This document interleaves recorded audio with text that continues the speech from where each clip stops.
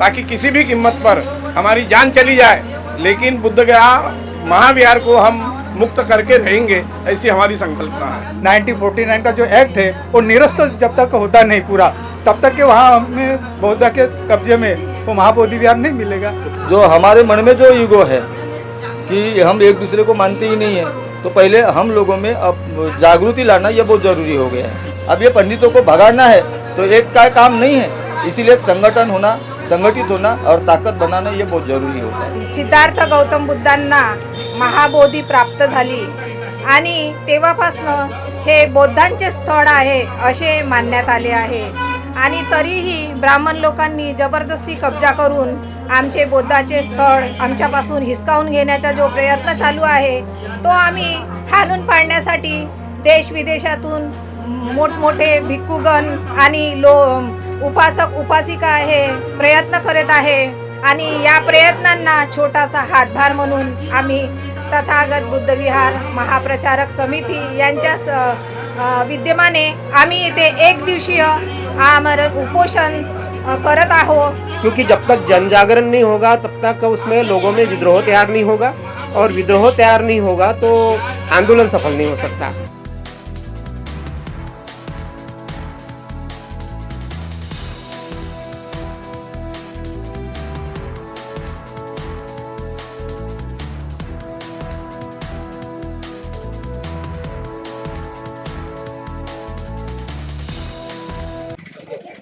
स्वागत करता हूं मैं ओमराज सरदार, आप सभी का आवाज इंडिया के आवाज आपकी इस शो में। दोस्तों, इस वक्त हम लोग हिवरी लेआउट में हैं।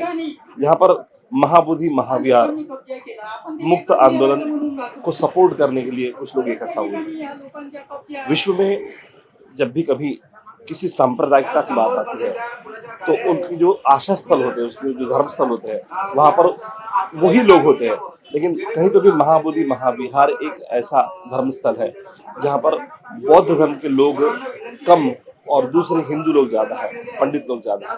इसी का विरोध करने के लिए, वो मुक्ति के लिए ये आंदोलन पिछले कई दिनों से चल रहा है। यहाँ के लोग उस आंदोलन को किस तरह से सपोर्ट करना चाहते हैं, आइए यहाँ के लोगों से बातचीत करते जाएंगे। ये तो हमारा पहला स्टेप है कि जो हम लोग अवेयरनेस के लिए ये आज धरना आंदोलन कर रहे हैं। इसके बाद में हमने पूर्व नागपुर में ये सोचा है कि प्रत्येक विहार में जाकर हम फिर से सेकंड राउंड में लोगों को अलर्ट करेंगे और तीसरे स्टेप में हम रास्ते पे उतरने की सोच रहे हैं, ताकि किसी भी कीमत पर हमारी जान चली जाए, लेकिन बुद्धगया महाविहार को हम मुक्त करके रहेंगे, ऐसी हमारी संकल्पना है। सर, आज का ये जो आंदोलन यहाँ पर लिया जा रहा है, तो इस आंदोलन का ज्ञापन आप किस विभाग में देने वाले हो, ताकि इस ज्ञापन को लेकर ये आपका जो संदेश है वो महाबोधि महाविहार के कमेटी तक पहुँचे? अभी हमारा ड्राफ्टिंग हो गया है, हम राष्ट्रपति भारत के राष्ट्रपति को ही दे रहे हैं।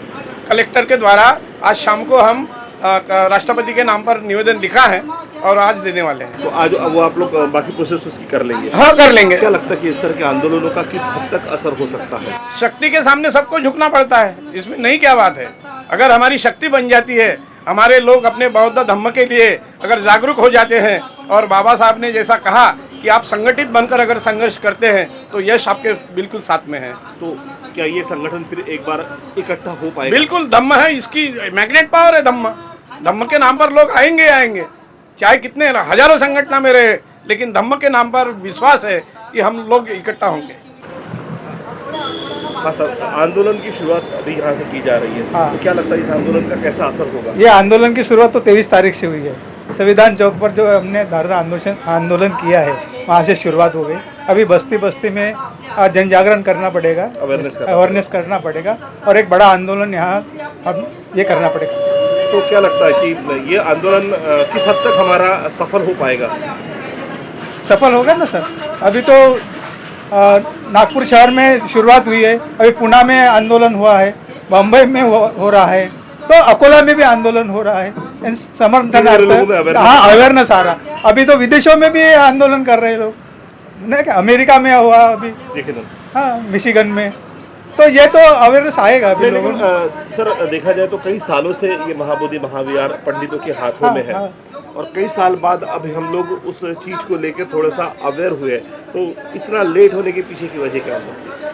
अभी तो 100 साल पहले तो बनते अनागारिक पालने तो आंदोलन किए हैं। हाँ, तो वो सारे आंदोलन उस हद तक सफल नहीं हो पाए। हाँ, तो सरकार में दबाव नहीं आ रहा है ना। जो वहाँ पर जो पंडित लोग अब बैठे हैं उनको बाहर कैसे निकालेंगे? जो एक्ट है 1949 का जो एक्ट है वो निरस्त जब तक होता नहीं पूरा, तब तक के वहाँ हमें बौद्ध के कब्जे में वो महाबोधि विहार नहीं मिलेगा। तो क्या लगता है ये सरकार इस तरह का कोई निर्णय लेगी? क्योंकि ये सरकार कहीं तो पक्षपाती ज्यादा नजर आती है। हाँ। ये हिंदू बटेंगे तो कटेंगे वाले नारे लगाने वाली ये सरकार है। तो ऐसी स्थिति में क्या ये सरकार उन पंडितों के खिलाफ खड़ी हो पाएगी? नहीं हो पाएगी ना, क्योंकि 70 साल हो गए कांग्रेस ने राज किया है। कांग्रेस के राज में भी तो वो नहीं हुआ ना। नहीं हुआ। सरकार जो इसकी भी सरकार बनती है वो तो हिंदू कम्युनिटी की सरकार बनती है, वो तो नहीं करेगी ना। तो ये अपने को बौद्धों को ही वो आवाज उठाना पड़ेगा और वहां से उनको बाहर निकालना पड़ेगा। तो क्या लगता है कुछ संभावनाएं हमें नजर आ सकती? हाँ, तो संभावना तो होगी, क्योंकि अभी बनते विदेशों के बनते आ रहे, श्रीलंका के बनते आ रहे वहाँ पर। तो ये अभी अंतर्राष्ट्रीय लेवल पर जब ये आंदोलन होगा और अंतर्राष्ट्रीय न्यायालय में जब तक वो उनका दबाव बढ़ेगा और जब वो लोग अंतर्राष्ट्रीय भिक्खु संघ बोलो, जो आगे बुद्धिस्ट राष्ट्र बोलो, जब तक के इस पर दबाव नहीं आने देंगे डालेंगे तब तक तो ये हिलेंगे संभव नहीं है। कोई भी आंदोलन जब चलाया जाता है तो उसके पहले उसकी रणनीति तैयार की जाती है। रणनीति किए बगैर अगर आंदोलन करते हैं तो वो आंदोलन सफल नहीं हो सकता, ये सिद्धांत है। अगर इस सिद्धांत पे अगर चलते हैं तो सबसे पहले हम ये देखते हैं कि बुद्धिस्ट इंटरनेशनल नेटवर्क के माध्यम से 2020 में भारत बंद किया गया था महाबोधि मुक्ति आंदोलन के संदर्भ में, और यह आंदोलन जो चलाया गया था वो पूरे भारत में चलाया गया था। उसके पहले उसका जन जागरण किया गया था, क्योंकि जब तक जन जागरण नहीं होगा तब तक उसमें लोगों में विद्रोह तैयार नहीं होगा, और विद्रोह तैयार नहीं होगा तो आंदोलन सफल नहीं हो सकता। एक दूसरी बात, जो महाबोधि में 12 तारीख से जो आंदोलन चल रहा है वो एक है, और उसके साथ भारत भर में भिक्षु संघ के द्वारा अलग अलग जगह पे बिहारों में जो आंदोलन चला जा रहा है इसका असर पड़ेगा। मगर एक रणनीतिक तौर पे अगर हम सही मुद्दों को लेकर अगर चलते हैं और जिसके आधार पर ये मुद्दा खड़ा हुआ है, जिस आधार की वजह से ये प्रॉब्लम क्रिएट हो रहा है, जिसको सॉल्व नहीं किया जा रहा है, वो आधार को ही एक्चुअली आंदोलन में लिया नहीं गया है, मुझे ऐसा लगता है। सर, देख रहे हैं हम लोग कि आज तकरीबन 70-75 साल हो गए भारत स्वतंत्र हो गए, और 70-75 साल बाद 1956 के बाद हमें अपनी एक आज़ादी मिली है। हम लोग जब से हम लोग हिंदू से जब बुद्धिस्ट कन्वर्ट हुए उसके बाद में, और इस तरह के आंदोलन कई बार चल चुके हैं। हम लोग एक तरफ देखते हैं तो अब तक जो सत्ता में थे उन्होंने इस पक्ष में कुछ नहीं किया, और अभी हाल में जो सत्ता में लोग बैठे हैं वो तो बंटवारा चाहते हैं। उनके तो कुछ स्लोगन ही ऐसे होते हैं कि कटेंगे तो बटेंगे। तो ऐसी स्थिति में ये सरकार किस हद तक निर्णय ले पाएगी इस पक्ष में, महाबोधि के पक्ष में? पहले बात ये बता दूं सर कि जिस तथाकथित आज़ादी की आप बात कर रहे हैं वो आज़ादी न होकर वो हमारी आज़ादी नहीं थी, क्योंकि अगर वो आज़ादी थी तो हम अगर अन्नाभाऊ साठे जी को मानते हैं तो अन्नाभाऊ साठे जी कहते थे कि ये आज़ादी, ये तो 15 अगस्त 1947 के बाद दूसरे दिन ही आज़ादी का आंदोलन उन्होंने चलाया था, दूसरे दिन उन्होंने मोर्चा निकाला था। 16 अगस्त को वो कहते हैं कि ये आज़ादी झूठी है, देश की जनता भूखी है। तो इसका मतलब है कि अगर हमारे महापुरुष अगर ये कहते हैं तो ये हमारे आज़ादी बहुजनों की आज़ादी नहीं थी, पहली बात ये। दूसरी बात ये कि अगर 1949 को कश्मीरी ब्राह्मण जो पंडित नेहरू, जवाहरलाल नेहरू है, उन्होंने महाबोधि टेम्पल एक्ट के माध्यम से जो एक्ट बनाया उसके आधार पे महाबोधि का जो है पूरा का पूरा जो वर्चस्व है ब्राह्मणों के हाथ में दिया।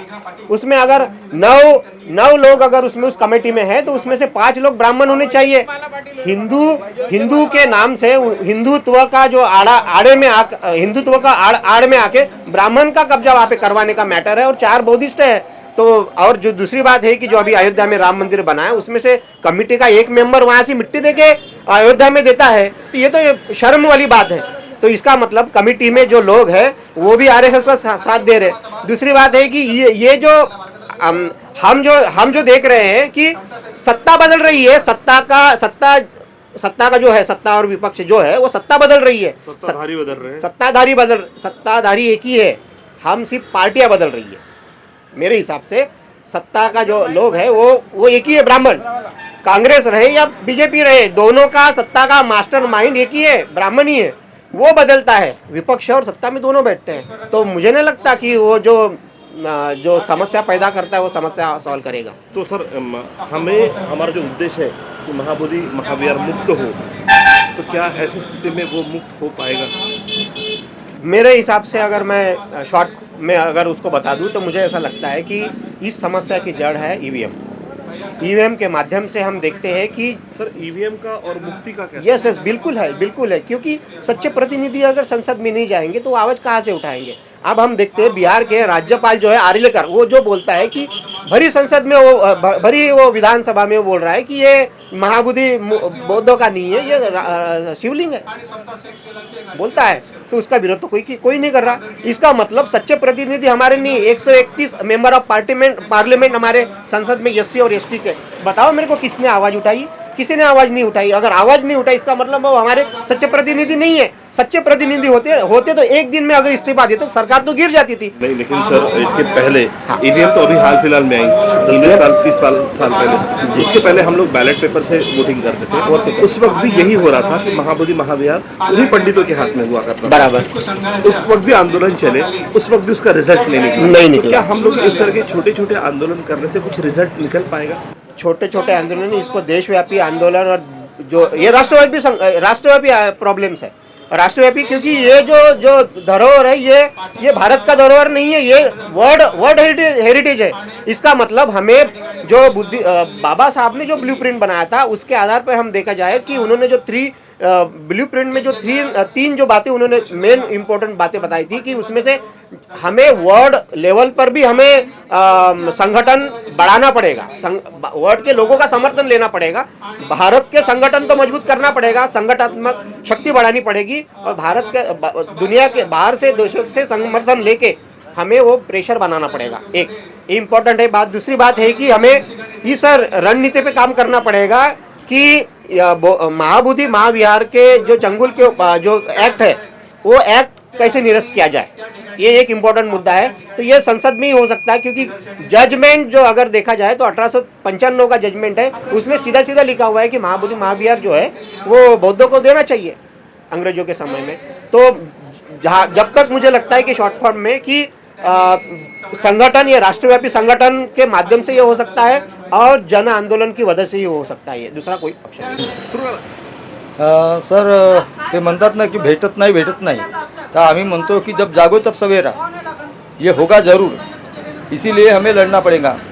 क्योंकि जो हमारे मन में जो ईगो है कि हम एक दूसरे को मानते ही नहीं है, तो पहले हम लोगों में अब जागृति लाना ये बहुत ज़रूरी हो गया है।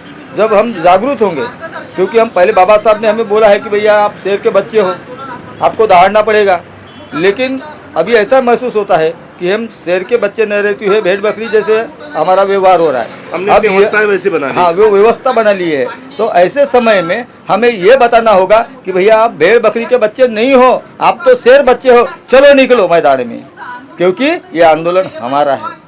और आज तक देखा गया है कि हिंदू के मंदिरों में सिर्फ हिंदू ही पुजारी रहते हैं, उसके ही ट्रस्टी रहते हैं, मुस्लिमों के मस्जिदों में उनके ही ट्रस्टी होते हैं, क्रिश्चियनों के चर्च में उनके ही ट्रस्टी होते हैं, लेकिन बुद्ध का विहार होने के बावजूद भी वो बुद्ध के हाथों में नहीं आना, ये शोकांतिका है। इसीलिए हम जो आंदोलन अभी जो चला रहे हैं, तो ये हमारा है, तो हमारे हाथ में होना चाहिए, ना कि किसी पंडितों के हाथ में। अब ये पंडितों को भगाना है तो एक का काम नहीं है, इसीलिए संगठित होना और ताकत बनाना ये बहुत ज़रूरी होता है। अगर ये ताकत बन जाती है तो किसी की औकात नहीं कि वो हमें ना दे। ये इतना कहता हूँ, और मैं तो जोर शोर से लगा हूँ। और ये जो हमारे जो लोग हैं, क्योंकि हमें सिर्फ 2 दिन पहले इस बात को ठहरा है कि हमारे विहार के माध्यम से हम लेंगे, और पुलिस स्टेशन में जाकर हमने उसकी परमिशन भी लाके यहाँ 1 दिन के अंतराल के इसमें ये हमारे इतने लोग, अभी शाम तक यहाँ बैठने के लिए जगह भी नहीं होगी। हमारे लोग इधर जागरूक है, हम जा रहे हैं विहारों में, और हमारा बिल्कुल यानी हर दिन हमारे इस विहार में प्रोग्राम होते रहते हैं। सर मैं ये जानना चाहूँगा कि जैसे अभी आप लोग विहारों में जाके लोगों में अवेयरनेस बढ़ाने वाले हैं, तो ये आज का जो आंदोलन है ये आज तक ही सीमित रहेगा, या फिर कल जैसे आप किसी बिहार में जाते हो तो वहाँ पर भी आंदोलन करने की तैयारी रहेगी? वो इसीलिए हमें सारे बिहारों को इकट्ठा करके आप संविधान चौक में आंदोलन करने वाले हो? बिल्कुल क्या है आपके? वो करेंगे, क्योंकि अभी ये तो मेन बिहार है, क्योंकि बहुत सारे विहार हमारे बंद है और हम कोशिश में है कि जो विहार बंद है वो विहार तो पहले चालू तो हो जाए, और वो चालू करने के लिए हमने चलो बुद्ध की ओर अभियान को हमने चलाए हैं। पहले 2011-12 से तो 2019 तक हमारा वो कंटिन्यू चला। फिर ये जो कोरोना का काल आया उसमें वो कोलैप्स हो गया।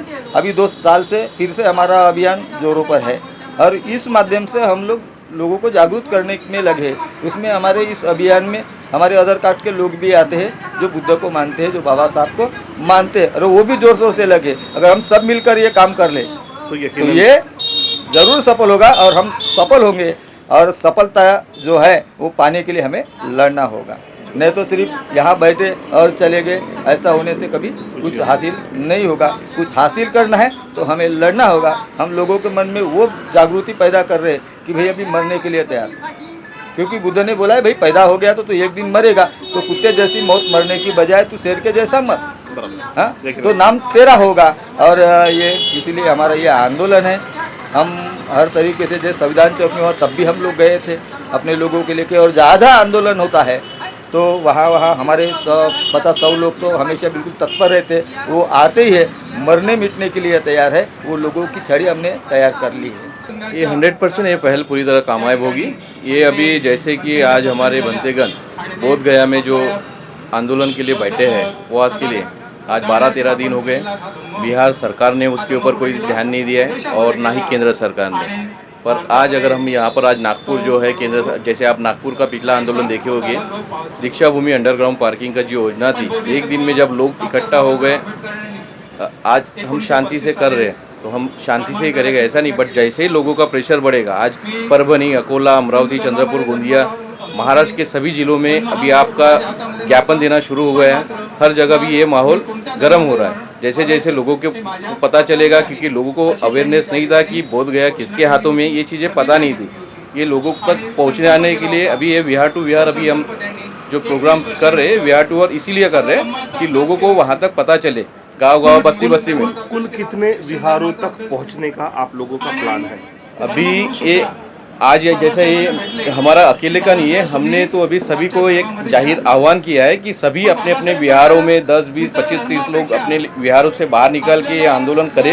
यानी जितने भी नागपुर शहर में, भारत में और महाराष्ट्र में जहाँ पर भी जो विहार है वो अपने अपने तरीके से आंदोलन करें। अपने अपने नोटिफिकेशन जो भी है वो पत्र जो है वहाँ पर जिला कलेक्टर को दें, जो संबंधित अधिकारी है पुलिस स्टेशन के मार्फत से राष्ट्रपति के पास ज्ञापन भेजें। तो इसके लिए हमारी ये प्रोसेस शुरू हो गई है। अभी आप देखोगे 2 दिन के बाद यहीं पे बाजू में अंबेडकर चौक में एक आंदोलन है, यहाँ से ये कभी संविधान चौक से दीक्षा भूमि तक एक लॉन्ग मार्च निकलेगा।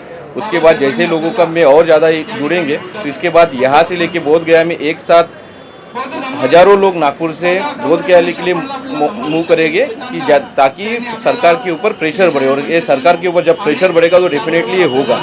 एक दिन में जैसे दीक्षा भूमि के काम में स्थगिति आ सकती है तो डेफिनेटली बोध गया भी बौद्धों के हाथ में आएगा। नमो बुद्धाय, जय भीम। मैं ये चाहूँगी कि अभी बुद्ध विहार का बहुत ज़्यादा ये हो रहा है, आंदोलन वगैरह चल रहा है, तो मैं ये चाहूँगी कि उनको भी बौद्धों को जो है उनका विहार मिलना चाहिए। मतलब सभी धर्म के लोग यहाँ रहते हैं, उनके विहार हो गए या जो मंदिर है वो उनका अधिकार है।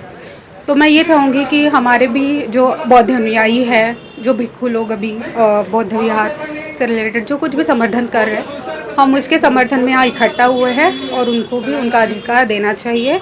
अभी फ़िलहाल वो जो एक्ट था वो पुराना हो गया है। अभी जब से 1950 से नया संविधान जो लागू हुआ है उसमें बौद्धों को भी स्वतंत्रता मिलनी चाहिए और बोध गया जो है उनको बौद्ध न्यायों को देना चाहिए। Thank you. जब भी देखा गया है इस तरह के आंदोलन होते हैं तो उन आंदोलनों में बुजुर्ग लोग ही नजर आते हैं। हाँ बिल्कुल, युवा नजर नहीं आते हैं। जी बिल्कुल। तो युवा होने के नाते आप क्या कहेंगे? युवा होने के नाते सहभाग होना चाहिए इस आंदोलन में। हाँ बिल्कुल, ये होना चाहिए कि पर्टिकुलर मेरे खुद के इसमें, मतलब मैं जो बौद्ध अनुयायी हूँ, मैं देखती हूँ कि बुद्ध विहार में जो है काफ़ी कम लोग आते हैं। मतलब कि कैसा है, अभी यहाँ पे जो है ज़्यादा से ज़्यादा धम्म का जो प्रचार है वो बच्चों में अभी तक नहीं आया है। तो क्यों नहीं आया है? क्योंकि एक कहीं ना कहीं हम विहारों में नहीं आते हैं।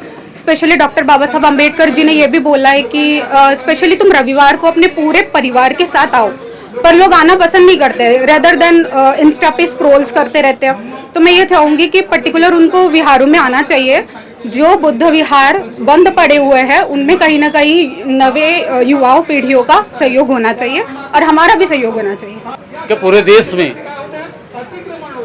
हम जागरूक हैं, हम अपने हक के लिए लड़ेंगे चाहे कुछ भी हो जाए। जब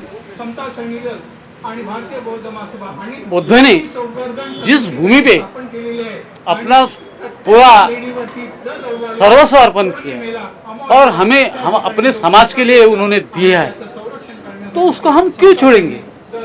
जिन लोगों को जैसा लगता है कि उनकी जो भी प्रॉपर्टी है, उनका जो मकान है, उनका मंदिर है, वहाँ पे जाना चाहिए।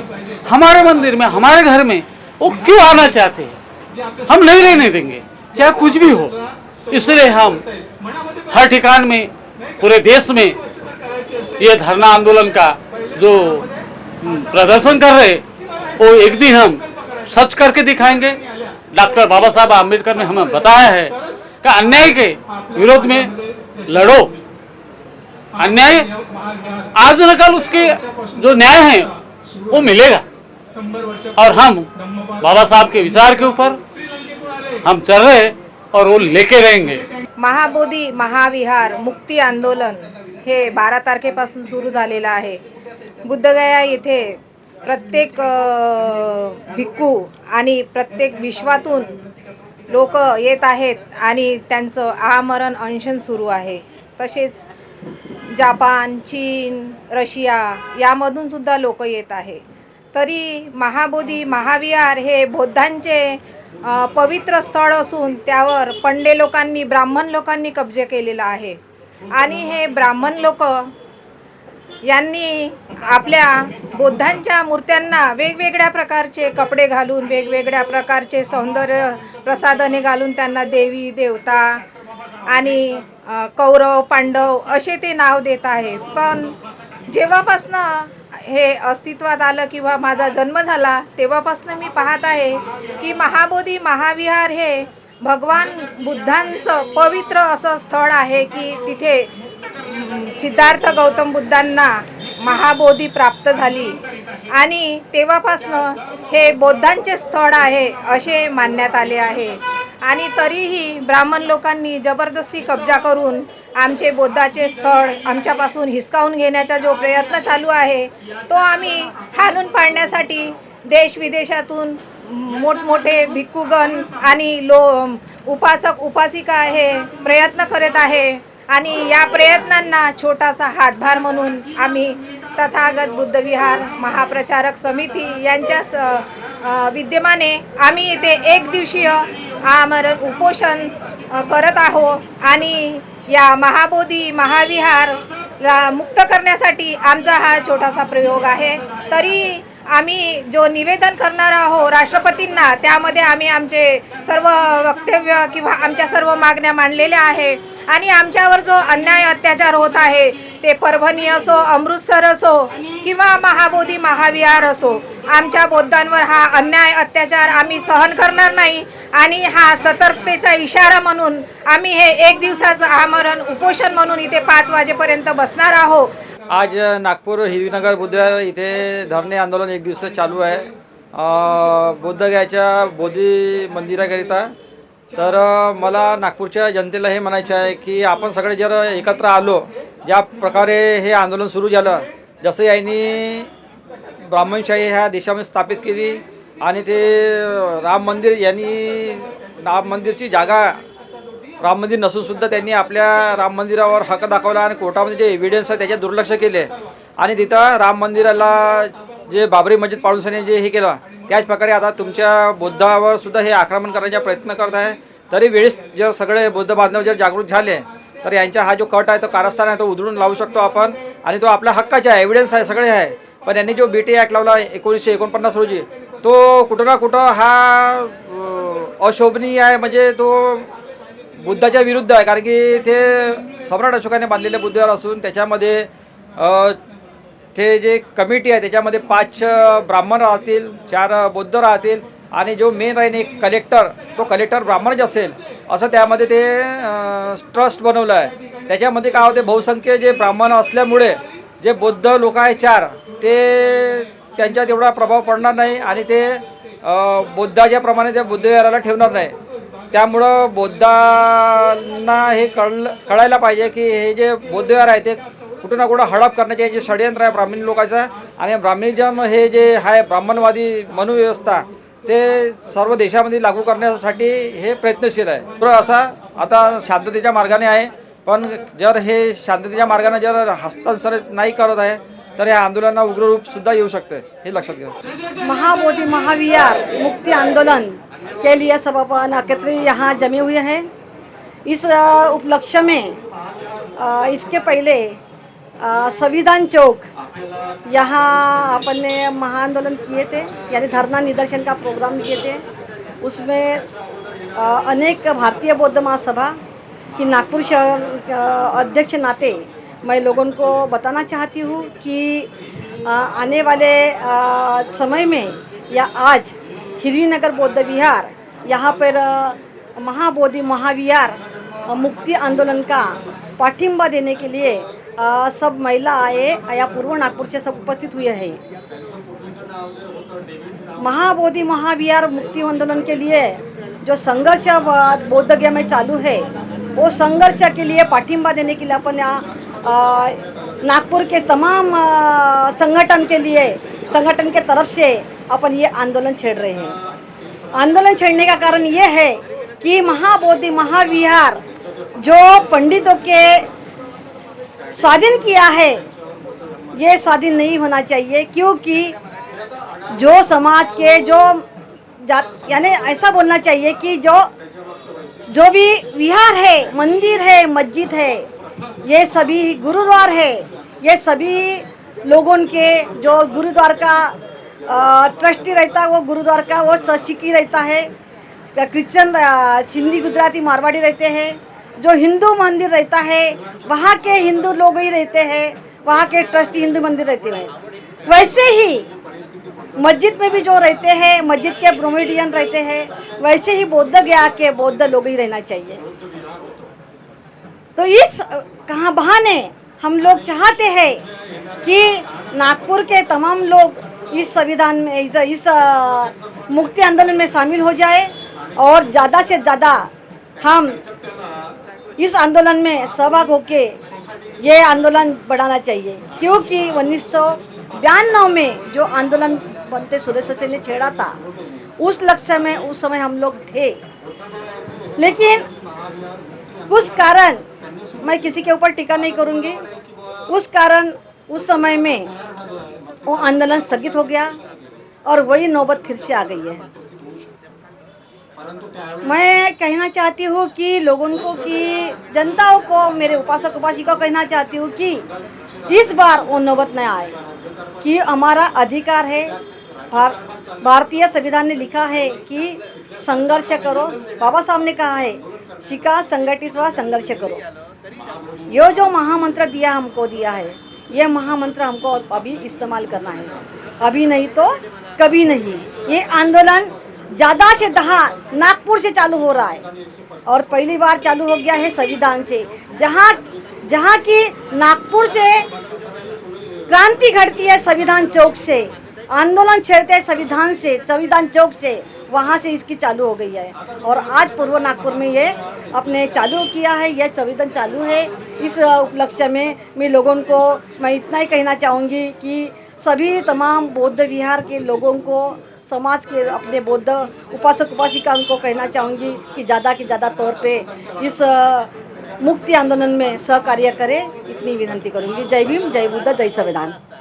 आज नागपुर के तथागत बुद्ध विहार पूर्व नागपुर इस परिसर में महाबोधि मुक्ति आंदोलन के समर्थनार्थ जो 23 तारीख से नागपुर में आंदोलन शुरू किया गया, उसका तथागत बुद्ध विहार में परिसर में एक दिवसीय धरना आंदोलन रखा गया है. आपको सभी को ज्ञात है कि महाबोधि मुक्ति आंदोलन के लिए 12 फरवरी से माघ पूर्णिमा से भारत के बौद्ध भिक्षुगण और उपासक उपासिकाएं अनशन पे बैठे हैं और बिहार प्रशासन उसके बारे में कुछ गंभीरता से नहीं ले रहे। गए हजारों सालों से महाबोधि महाविहार जो कि बौद्धों के कब्जे में होने को होना था, उसके ऊपर पंडों का कब्जा है। हमारी ऐसी मांग है भारतीय बौद्ध महासभा और इंडिया के तमाम बुद्धिस्ट ऑर्गेनाइजेशन के तरफ से, सोशल ऑर्गेनाइजेशन के तरफ से, कि महाबोधि महाविहार मुक्त किया जाए। बीटी एक्ट 1949 रद्द करके बाबा साहब ने जो संविधान 1950 में दिया हुआ है, वो संविधान के मुताबिक पूरा कब्जा बौद्ध भिक्षु है और बौद्ध उपासक गण इनके तरफ सौंपा जाए। आपको सभी को मालूम है पूरे जगत में कोई भी जाति धर्म का जो मंदिर है वो दूसरे जाति के कब्जे में नहीं रहता। हिंदू का हिंदू के कब्जे में है, क्रिश्चियन का क्रिश्चियन के कब्जे में है, सिख भाइयों का गुरुद्वारा सिखों के कब्जे में है, उसमें दूसरे धर्म के लोगों का कब्जा नहीं है।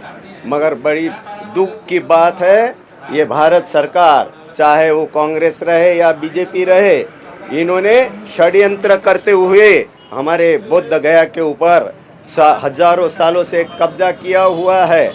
ये हमारी मांग है कि इसको तुरंत निरस्त करके बौद्धों को सौंपा जाए। हम ये नागपुर से किया हुआ आंदोलन, शुरू किया हुआ आंदोलन पूरे नागपुर, विदर्भ और पूरे महाराष्ट्र में स्प्रेड अप करने वाले हैं। और हमने ये सोचा है, ये जाना है कि यहाँ की भारत सरकार हमें न्याय देने में सक्षम नहीं है। ये जातीयवादी सरकार है, मनुवादी सरकार है, ये हमें न्याय दिलाने में सक्षम नहीं है। ये अन्याय हजारों सालों से अन्याय कर रही है और हम सुप्रीम कोर्ट में भी गए तो भी हमको न्याय मिलने वाला नहीं है। हमने ये ठान लिया है कि बौद्धों का ये जो प्रॉब्लम है, ये अस्मिता और श्रद्धा का जो विषय है कि बौद्धों के ताबे में बौद्ध विहार सौंपा जाए। तो आंदोलनों की शुरुआत हो चुकी है, भले ही एक जगह से शुरू हो चुका है, संविधान चौक के बाद ये दूसरी जगह जहां से आंदोलन शुरू है, लेकिन एक निर्णय भी लिया गया है कि मैक्सिमम विहारों को इकट्ठा किया जाए, लोगों में अवेयरनेस किया जाए। इस वक्त सरकार के ऊपर कुछ इस तरह से प्रेशर बनाया जाए कि सरकार महाबोधि महाविहार को उन पंडितों के हाथों से मुक्त कर बौद्ध भिक्षुकों के हाथ में दे। क्या ये इनका आंदोलन वाकई में इस सरकार को इस निर्णय लेने के लिए विवश कर पाएगा? ये बहुत बड़ा सवाल है। विदेशों से भी कई लोग जुड़ चुके हैं, कई जगह पर आंदोलन चल चुके हैं। क्या वाकई में ये सरकार इस विषय में कोई निर्णय ले पाएगी या नहीं? बहुत बड़ा सवाल है। इस सवाल के साथ दोस्तों रुकते हैं, मिलते हैं अगले एपिसोड में। जुड़ रहे आवाज इंडिया के साथ और देखते रहिए आवाज इंडिया टीवी।